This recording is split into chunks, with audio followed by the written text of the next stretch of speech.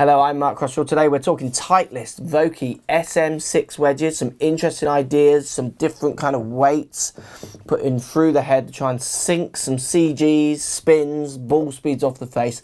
Let's show you what SM6 are all about.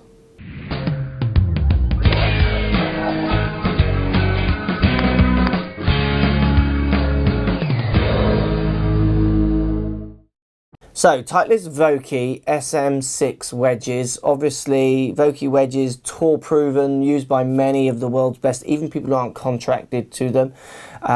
You're going to get fantastic shapes. You're going to get masses of options of bounce, grinds, lofts. So you're going to get a very comprehensive wedge kind of purchasing offer, if you like, from Vokey, which is great. So if you want to go all three, you're going to get the combination that you really want and need. You're going to get a selection of finishes as well, which is always good. So you want that kind of distinct look that blends with your set, or you are used to a certain look of a club that you grew up with.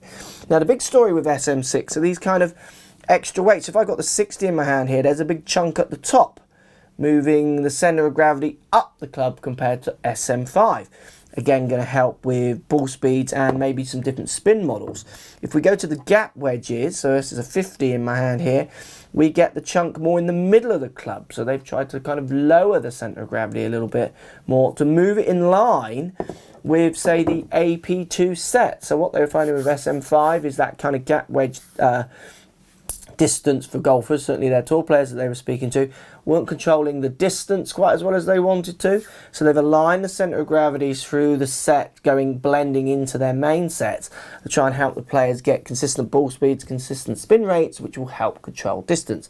To be honest with you, I think it's very, very clever what they're doing with their wedge design. They're not afraid to kind of just keep pushing it forwards, and the stories that they come out with, so the marketing stories, if you like, they're built around common sense rather than just marketing stories that are going to create bells and whistles.